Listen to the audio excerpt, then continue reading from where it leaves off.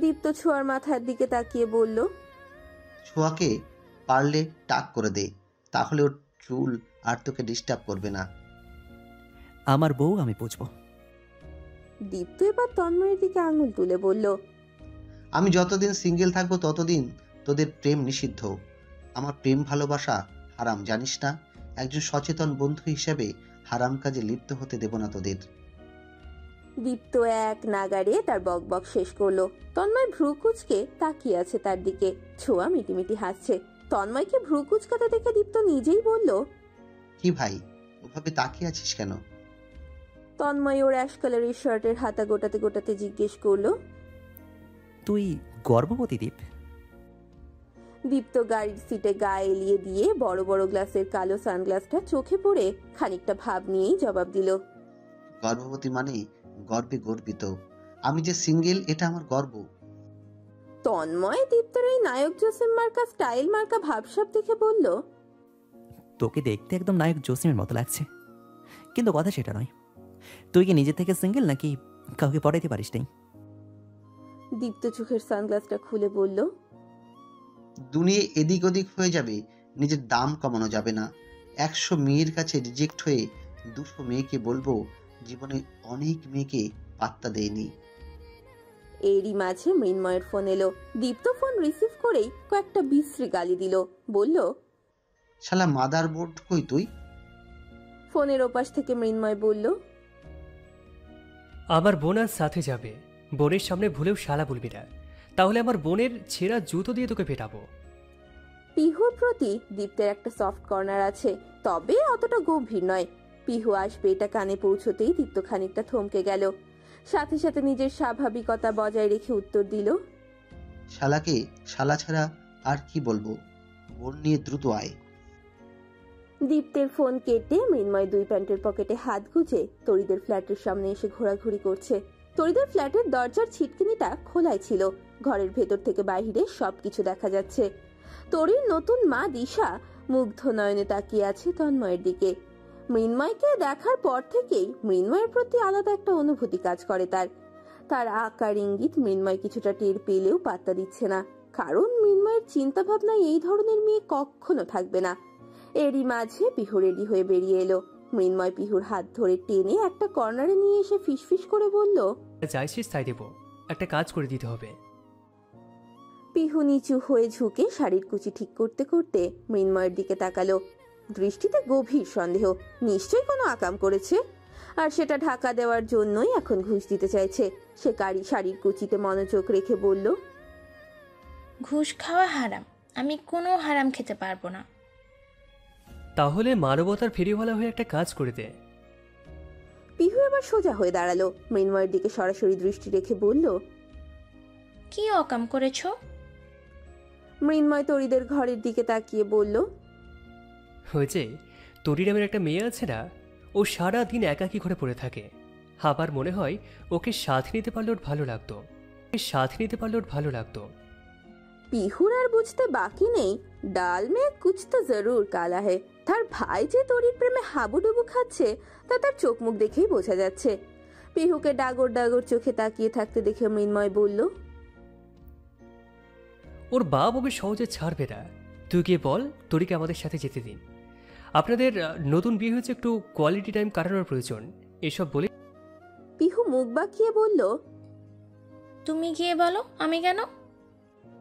পিহুর মাথায় একটা চাটি দিয়ে বলল সে, আর মেয়েকে একটা জোয়ান ছেলের সাথে ছাড়বে? তুই মেয়ে মানুষ, তোর সাথে ছাড়বে? পাম্পট্টি দিয়ে নিয়ে যায়। পিহু চোখ মুখ ঘুচিয়ে তরিদের ফ্ল্যাটের দরজায় উকি মারল। ওদের ডাইনিং এই তরি কাজ করছিল। পিহু তরিকে দেখে মৃদু হেসে বলল, কি করছে পিচ্চি মেয়েটা? তরির মুখে অমায়িক হাসি ফুটলো পিহুকে দেখে। হাতের কাজ ফেলে পিহুকে বলল, বসুন আপু। এই সময় তরির বাবা মা দুজনেই ডাইনিং এ প্রবেশ করলেন। পিহু আমতা আমতা করে তরির বাবাকে বলল, ভাইয়া, একটা কথা ছিল। তরির বাবা স্বভাব সুলভ হেসে জবাব দিলেন, কি কথা? আমরা একটা বিয়ের অনুষ্ঠানে যাচ্ছি, সাথে তরিকেও নিয়ে যাচ্ছি। আপনাদের নতুন বিয়ে হয়েছে, নিজেদের মতো করে সময় কাটান আপনারা। সাথে সাথেই দিশা বলে উঠল, আমিও যেতে চাই। দিশা ভাবছে মৃন্ময়ও তো যাবে সাথে, তাহলে মৃন্ময়ের সাথে সময় কাটাতে পারবে। পিহুর আর সেটা বুঝতে বাকি নেই। সে চালাকি করে বলল, আমি আর তরি যাচ্ছি। ভাইয়া গেলে ভালো হতো, এতগুলা সুন্দরী মেয়ে দেখে শুনে রাখতে পারতো। দিশা খুব আগ্রহের সাথে জিজ্ঞেস করলো, মৃন্ময় যাচ্ছে না? আচ্ছা, তাহলে তরিকে নিয়েই যাও। পিহু মৃদু হেসে তরিকে বলল। যাও, রেডি হও। তরি সিম্পল সাদামাটা একটা ড্রেস পরে রেডি হয়ে এলো। পিহুর সাথে ঘর থেকে বের হলো। তরি বের হতেই চোখে চোখ পড়ল মৃন্ময়ের সাথে। মৃন্ময় সিঁড়ির হাতল ধরে দাঁড়িয়ে মাথার পেছনের চুল চুলকাচ্ছে, ঠোঁটের কোণে তৃপ্তির হাসি। তরি সিঁড়ির কাছে মৃন্ময়ের কাছাকাছি যেতেই মৃন্ময় বলল, মাশাল্লাহ, রাতের পরই দিনের আলোয় ধরা দিয়েছে। তরির মুখের সামনে চুলগুলো কানে নিচে গুজতে গুজতে বলল, ধন্যবাদ কাকু। মৃন্ময় ধপাস করে সিঁড়িতে বসে পড়ল, বলল, বিষ হবে, কালো বিষ, গোলাপি বিষ, খয়েরি বিষ। গাড়ির সাথে হেলান দিয়ে দাঁড়িয়ে আছে দীপ্ত। দুই আঙুলের মাঝে চেপে রেখেছে জ্বলন্ত সিগারেট, নাক দিয়ে গল গল করে ধোঁয়া ছাড়ছে। তখনই খানিকটা দূরে দৃষ্টি পড়ল। শাড়ি পরিহিতা একজন রমণী তার দিকেই এগিয়ে আসছে। হলুদ রঙের শাড়ির কুচি দুই পায়ের সাথে বাড়ি খেতে খেতে তার দিকেই এগিয়ে আসছে সে। দীপ্ত চোখ তুলে তাকালো। চোখের তারায় চিকচিক করছে শ্যামবর্ণের গোলাকার মুখের আকৃতি পিহু, যার ঠোঁট জুড়ে ভরাট লাল রঙা লিপস্টিক। এই শ্যামবর্ণের মুখখানা দেখলেই দীপ্তের স্পন্দনে কিছু একটা নাড়া দেয়। কি হয় সে জানে না, হয়তো অনুভূতি খুব একটা গাঢ় নয়, তাই গভীর কিছু উপলব্ধি হয় না। মুহূর্তের মাঝেই নজর গেল পিহুর হাত ধরে রাখা সাদামাটা সাজগোজের পিচ্চি মেয়েটার দিকে। কে এই মেয়েটা? নিশ্চয়ই ওদের আত্মীয় টাত্মীয় কিছু একটা হবে। পেছনেই মৃন্ময় প্যান্টের পকেটে হাত গুজে হেঁটে আসছে। মৃন্ময়ের চোখের দৃষ্টি সোজা মেয়েটির দিকে নিবন্ধ। দীপ্ত দূর থেকেই তা খেয়াল করলো। মৃন্ময়ের মতো বেখেয়ালি ছেলে এত মনোযোগ দিয়ে এর আগে কখনো কাউকে দেখেনি। চোখের নজরে অন্যরকম দেখাচ্ছে। দীপ্ত তন্ময়কে ডেকে বলল, তন্ময়, সামনে খেয়াল কর। তন্ময় আর ছোঁয়া আগেই দেখেছে ওরা আসছে, তাই উত্তর দিল, হ্যাঁ দেখলাম। মনে হচ্ছে নতুন বিয়ে করেছে, তাই বউ রেখে আসতে কষ্ট হচ্ছিল। মেয়েটাকে দেখ আর মৃন্ময়ের চোখের দিকে নজর রাখ। সোজা মেয়েটার দিকে তাকিয়ে হাঁটছে। ভাই, সামথিং ইজ রং। তন্ময় অত্যন্ত বিচক্ষণ ছেলে। সে মৃন্ময়ের চোখের চাহনি দেখেই যা বোঝার তা বুঝে নিল। মৃন্ময়ের বর্ণনার সাথে মেয়েটির শতভাগ মিল। মৃন্ময় তো এমনই একটা মেয়ের কথাই বলেছিল যে কিনা সহজ সরল সাধারণ। মেয়েটির চোখ মুখের আকৃতি বলে দিচ্ছে এই মেয়েই সেই মেয়ে। তন্ময় দীপ্ত আর ছোঁয়ার উদ্দেশ্যে বলল, মনে হচ্ছে ভাবি খুঁজে পেয়ে গেছি। ওরা আস্তে আস্তে গাড়ির কাছাকাছি চলে এলো। পিহুর আগে থেকেই সবার সাথে পরিচয় আছে, তাই এসেই সবার সাথে কুশল বিনিময় করলো। তন্ময়কে বলল, কেমন আছেন ভালো ভাইয়া? সোয়াপু কেমন আছেন? ওরা দুজনেই একসাথে উত্তর দিল, আলহামদুলিল্লাহ। দীপ্তের দিকে আর চোখে তাকালো একবার। কিছু একটা বলতে যাবে তার আগেই দীপ্ত বলল, আমাকে জিজ্ঞেস করবে না এতদিন কেমন ছিলাম? পিহু মুখ বাঁকিয়ে উত্তর দিল, কেন, এতদিন কি মঙ্গল গ্রহে ছিলেন যে জিজ্ঞেস করবো এতদিন কেমন ছিলেন? দীপ্ত মুখখানা মলিন করে বলল, আজ কেমন আছি এটা তো জিজ্ঞেস করো। জিজ্ঞেস করার সময় তো দিবেন নাকি? তার আগেই তো বকবক করা শুরু করে দিয়েছেন। দীপ্ত এবার রসিকতার সাথে উত্তর দিল, থাক, তোমাকে আর জিজ্ঞেস করতে হবে না। গত রাতে ভালো ছিলাম না, কারণ গরমে ভালো ঘুম হয়নি। এর আগেও কয়েকদিনও ভালো ছিলাম না। তা এখন কেমন আছেন? ভালো নাকি খারাপ দীপ ভাই? দীপ্ত বিড়বিড় করে বলল, তোর বাপের সম্পত্তি ভাগ কি কোনোদিন চেয়েছি বোন? আমাকে ঘন ঘন ভাই ডাকিস কেন তুই? দীপ্ত বিড়বিড় করছে, তার মাঝেই তন্ময় প্রশ্ন করলো, এত লেট হলো কেন? মৃন্ময় দিব্যি সুন্দর করে দোষটা পিহুর দিকে ঠেলে দিল। সে পিহুর দিকে তাকিয়ে বলল, বুঝিস না, সাথে মহিলারা আসছে, ওদের সাজগোজের জন্য দেরি হলো। পিহু চোখ রানিয়ে মৃন্ময়ের দিকে তাকিয়ে বলল, কি বললে তুমি?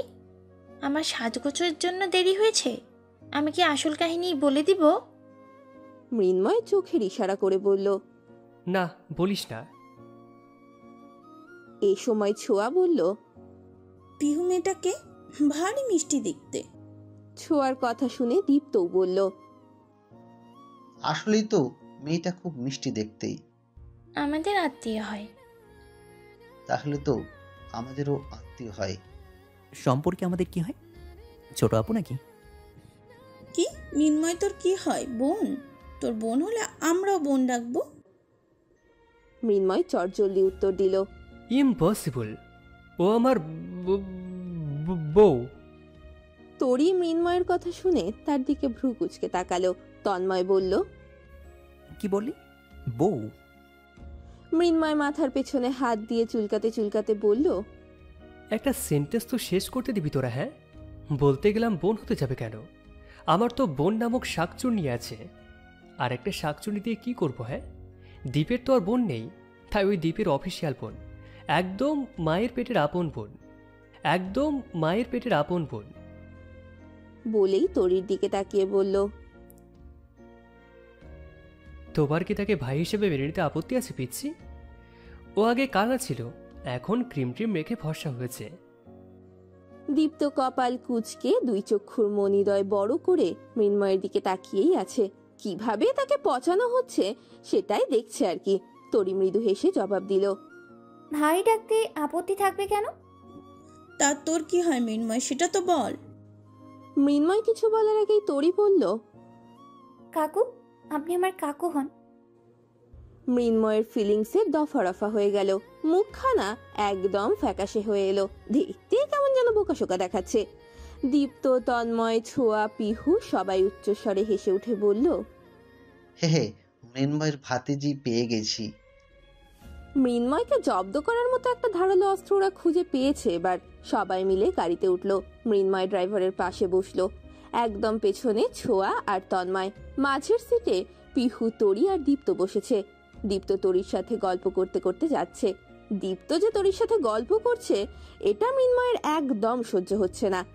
গাড়ি খানিক দূর গেলে মৃন্ময় ড্রাইভারকে বলল, হয়েছে, গাড়িটা থামান তো। ড্রাইভার গাড়ি থামালে মৃন্ময় কিছুক্ষণের জন্য বাহিরে গেল। একটা প্যাকেট সহ ফিরে এসে দীপ্তকে বলল, যা সামনে সিটে যা। দীপ্ত আন্দাজ করতে পেরে বলল, কেন কাকু? মৃন্ময়ের কাটা ঘায়ে যেন নুনের ছিটা লাগলো। দীপ্তের হাত ধরে সিট থেকে নামিয়ে নিজে গিয়ে বসে পড়ল দীপ্তর সিটে। দীপ্ত বাধ্য হয়ে ড্রাইভারের পাশে সিটে গিয়ে বসলো। সারা অধীর আগ্রহে বসে আছে ওর বন্ধুদের জন্য। ওরা আসলে তবেই মেহেন্দির অনুষ্ঠান শুরু হবে। আজ সারা দিন সে কিচ্ছু খায়নি। একদিকে ক্ষুধায় মরে যাচ্ছে, ওইদিকে মনের অবস্থাও ভালো নয়। দুই মিলিয়ে মেজাজ যেন আরো খিটখিটে হয়ে আছে। এরই মাঝে পাশের ভাষার একজন এসে সারাকে দেখে বলেছেন। সারা চোখ কপালে তুলে ভয়ানক বিরক্তিকর মুখভঙ্গিতে তাকিয়ে আছে মহিলাটির দিকে। মহিলাটি যে রীতিমতো তাকে তেল দিচ্ছে সেটা বুঝতে আর তার বাকি রইল না। এমন আলগা পীড়িত সারার কখনোই পছন্দ নয়। এমন অনেক মানুষ আছে, তাদের সাথে দেখা হলেই বলবে, এমন শুকিয়ে গিয়েছো কেন, শরীরের এমন হাল কেন। সারা বরাবরই এরকম মানুষদের মুখের উপরে উত্তর দেয়। মহিলাটিকে বলল, আপনি আমাকে মোটা দেখেছিলেন কবে আন্টি? আমি তো জন্ম থেকে স্লিম, বরং লাস্ট 2 মাসে আমার ওজন বেড়েছে 5 কেজি। আমাকে কালো বলছেন কি দেখে? আমি আগেও ফর্সা ছিলাম, এখনও ফর্সা, বরং এখন আরও আগের চেয়ে বেশি ফর্সা হয়েছি। কারণ এখন আমি ব্র্যান্ডেড ত্বক ফর্সাকারী ক্রিম ব্যবহার করি, মাসে মাসে ফেসিয়াল করি, আর এখন আমার মুখে দামি হলুদের মেকআপ করা, দেখতে একদম পুতুলের মতো লাগছে।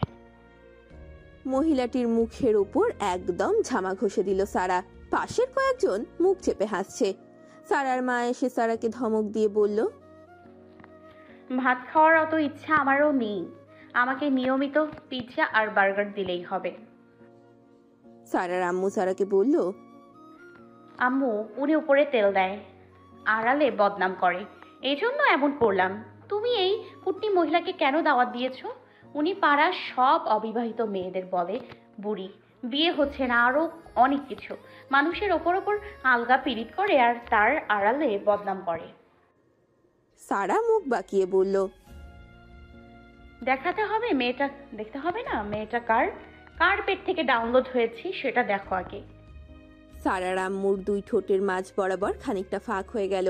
হাঁ করে তাকিয়ে রইলেন তিনি মেয়ের দিকে। এই মেয়ে তো তাকেও ছাড়ছে না, শ্বশুর বাড়িতে গিয়ে যে কি করবে। এমন সময় হাজির হলো ছোঁয়া, তন্ময়, মৃন্ময়, দীপ্ত, পিহু আর তরি। মৃন্ময় ফোনে আগেই তরির ব্যাপারে জানিয়েছে, তাই তরিকে দেখে চিনতে অসুবিধা হয়নি সারার। সে তরিকে দেখেই কোনো ভনিতা ছাড়াই বলল, এই প্রিটি গার্ল নিশ্চয়ই তোরই। তরি মৃদু হেসে জবাব দিল, হ্যাঁ, আমাকে চিনেন আপনি? তবে তাকে এত সহজে চিনে ফেলার জন্য দারুণ অবাক হলো। তরির মনে এক গাদা প্রশ্ন। কি ভাবছো আমি কিভাবে তোমায় চিনলাম? তরির অবাক ভাব একটুও কমেনি, সে অবাক হয়েই উত্তর দিল। জি। সারা মস্করা করে বলল, আগের জন্মে তুমি আমার বোন ছিলে। ওদের কিছুক্ষণ গল্প স্বল্পের পর শুরু হলো সারার মেহেন্দির অনুষ্ঠান। সবাই মিলে সারাকে চেপে ধরেছে বরের ছবি দেখানোর জন্য। সারা বলল, কাল তো আসবেই, তখন না হয় দেখিস। এত ঢং না করে ছবি দেখা ফটাফট। মাথায় যে চুলটুল নেই তা বোঝাই যাচ্ছে। নিশ্চয়ই বয়স 70 থেকে 80 হবে। আমাদের সমস্যা নেই, আমরা ঠিকই দুলাভাই ডেকে ডেকে মুখের ফেনা তুলে ফেলবো। সারা তবুও ছবি দেখাতে নারাজ। সে কোনোভাবেই ছবি দেখাবে না। এক বাক্যে বলে দিয়েছে আগামীকাল সবাইকে একেবারে বর দেখতে হবে। সারার এমন তেরামি দেখে ছোঁয়া বলল, তোর বর কেড়ে নেওয়ার এক বিন্দু ইচ্ছা আমার নেই, তাও তুই ছবিটা দেখা।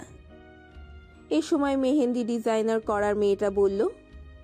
সারা মেয়েটির দিকে তাকিয়ে মুখ মোচড়াতে মোচড়াতে বলল, নামটাম লেখা লাগবে না, আপনি ডিজাইন করুন। দিলদার লিখে দিন, দিলদার ওর বরের নাম। টাইটেল দিন জুকার দিলদার। তন্ময় হাসি আটকানোর জন্য রীতিমতো যুদ্ধ চালাচ্ছে। ফট করে মৃন্ময় বলে উঠল, জসিম, ওর বরের নাম জসিম। আপনি জসিম লিখে দিন, লটারি জিতে বড়লোক হয়ে যেতে পারবে। সারা এইবার মৃন্ময়ের দিকে চোখ পাকিয়ে তাকালো। এমন সময় সারার ফোন বেজে উঠল। সবাই ফোনের দিকে তাকিয়ে রইল। সেখানে লেখা রয়েছে রোশন সিদ্দিকী। তন্ময়ের নাম্বারটা মুখস্থ ছিল। নাম্বারটা দেখেই চোখ কপালে উঠল তার। সে সাথে সাথে সারাকে প্রশ্ন করলো, রোশন স্যার তোকে কল দিচ্ছে কেন? কাহিনী কি, জলদি বল। মৃন্ময় ফোনটা রিসিভ করে লাউডে দিয়ে সারার মুখের সামনে ধরে বলল, কথা বল, দেখি কি বলে স্যার তোকে। সারা যেন এখন একজন আসামি। সে মুখ কাচুমাচু করে সবার দিকে তাকিয়ে মিনমিন স্বরে হ্যালো বলল। ফোনের ওপাশ থেকে রোশন বলল, তোমার বন্ধুরা এসেছে সবাই? সারার চোখ তার বন্ধুদের দিকেই চেয়ে আছে। এমন ধরা সে জীবন নেও খায়নি। মিহি কণ্ঠে বলল, হ্যাঁ এসেছে, এখন রাখি। রোশন ফোনের ওপাশ থেকে গম্ভীর কণ্ঠ ছেড়ে কেমন যেন আকৃষ্ট করা কণ্ঠে বলল, এত তারা কিসের? বন্ধুদের পেলে তো আর কিছুই খেয়াল থাকে না তোমার। কিছু বলবেন? যেহেতু আগামীকাল তুমি আমার বাড়িতে আসছো, সিদ্দিকি বাড়ি তোমাকে হ্যাপিলি ওয়েলকাম করতে ওয়েট করছে। সো আজ তুমি কিছু চাও আমার কাছে? ছোঁয়া ফোন মিউট করে বলল, বল যে হাতে মেহেন্দি লিখুন সারা আমার বউ। হ্যাঁ আপু বলেন। সারা ফোনটা মুখের কাছে এনে বলল, দামি কিছু চাই না আপনার কাছে, আপনার টাকা খরচ হোক আমি তা চাইছি না। শুধু হাতে মেহেন্দি দিয়ে লিখুন সারা আমার বউ, সারা আমার বউ, আর আমি সারার জামাই। কথাটা রোশনের কর্ণকুহরে যেতেই তার ভ্রুযুগল সুচালো হয়ে গেল। যেন আকাশ থেকে পড়ে প্রশ্ন করে উঠল, হোয়াট? কেন শোনেননি? রোশনের রোমান্টিক মুডের দফারফা হয়ে গেল। সে বিরক্ত কণ্ঠে উত্তর দিল, মাথা খারাপ? দুনিয়া উল্টে গেলেও আমি হাতে মেহেদি দিব না। সারাও কম জেদি নয়, সেও জেদি কণ্ঠে বলল, ওই হাতে মেহেন্দি না পড়াতে পারলে আকিকা দিয়ে আমার নাম পরিবর্তন করে রাখবো। চিত্রনায়িকা ময়ূরী। রোশন ফোনের ওপাশ থেকে খানিকটা টেনে টেনে বলল, তোমার পছন্দের নায়িকা বুঝি? আমার পছন্দের কেন হতে যাবে? আপনার পছন্দের নায়িকা। আমার পছন্দ এত ন্যারো নয়, রুচিসম্মত এবং মানসম্মত জিনিসই আমি পছন্দ করি। সারা এবার খুব প্রাউডলি বলল, তার মানে আমিও মানসম্মত জিনিস? এ কথা শুনে রোশন বলল, তুমি জিনিস নও, তুমি আমার বউ। বাই দ্য ওয়ে, মেহেদি তুমি আমাকে কখনোই পড়াতে পারবে না। তোমার নাম পরিবর্তনের জন্য রুচিসম্মত নাম চয়েস করো। আকিকার গরু খাসি আমি কিনে দেব। রোশনের সাথে সারার বিয়ে নিয়ে সারা রাত বন্ধুদের মাঝে অনেক জল্পনা কল্পনা সহ অনেক আড্ডা হয়েছে। তন্ময়, মৃন্ময়, দীপ্ত ওরা সবাই ভীষণ খুশি। সারার জন্য উপযুক্ত একজন পাত্র পাওয়া গিয়েছে। ওদের আনন্দ যেন আরো 4 গুণ হয়ে গিয়েছে। চারিদিকে বিশাল বড় বড় 4টা বক্স বাজছে। সেই বক্সে সব হিন্দি গান চলছে। গানের তালে তালে স্টেজে উঠে নাচছে এক একজন। তন্ময়, মৃন্ময় এবং দীপ্তের পরনে একই রঙের পাঞ্জাবি পরা। দেখে 3 যমজ ভাই বলে মনে হচ্ছে। মৃন্ময় আর দীপ্ত ওরা দুজনেই যথেষ্ট একটা আসর মাতিয়ে রাখবে। সব মেয়েদের পরনে গায়ে হলুদের শাড়ি, শুধুমাত্র তরির পরনে সিম্পল একটা সালোয়ার কামিজ। মৃন্ময় পিহুকে ইশারা করে ডেকে নিয়ে শাড়ির প্যাকেট পিহুর হাতে দিয়ে বলল, এটা তরিকে পরিয়ে দে। পিহু চোখ বড় বড় করে মৃন্ময়কে ডেকে বলল, কোনোদিন তো আমাকে একটা শাড়ি কিনে দিলে না ভাইয়া। তোকে শাড়ির দোকানের কর্মচারী দেখে বিয়ে দেব। শাড়ির অভাব তোর কোনোদিনও হবে না, দেখে নিস। পিহু চোখ গরম করে জায়গা পরিবর্তন করলো। সে তরিকে ডেকে সুন্দর করে শাড়িটা পরিয়ে দিল, সাথে হালকা সাজগোজ। এতেই যেন তরিকে ভীষণ মায়াবী লাগছে। মৃন্ময় সারা রাত ভরে যেন তরিকেই দেখে যাচ্ছে। ছোঁয়া তন্ময়কে ইশারা করে বলল, দেখ, মৃন্ময় সারাক্ষণ তরিকেই দেখছে। তন্ময় সাথে সাথে ছোঁয়ার দিকে তাকালো। ছোঁয়ার চোখের দিকে তাকিয়েই রইল সে। তন্ময়কে ওইভাবে তাকিয়ে থাকতে দেখে ছোঁয়া বলল, হচ্ছেটা কি তন্ময়? ওভাবে তাকিয়ে থাকলে কিন্তু অস্বস্তি লাগে। তন্ময় ফিসফিস করে বলল, আমি যে 8টা বছর ধরে তোকে দেখছি, কখনো চোখের দৃষ্টি এদিক সেদিক করিনি। তোর তো সেদিকে খেয়ালই নেই।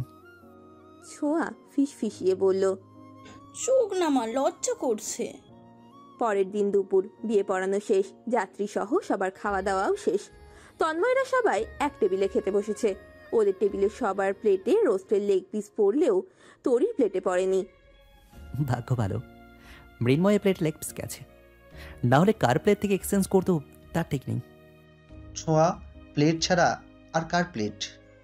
সারা তো মরে গেলেও লেগ পিস দেবে না। লেগ পিসের কি খায় শুনি?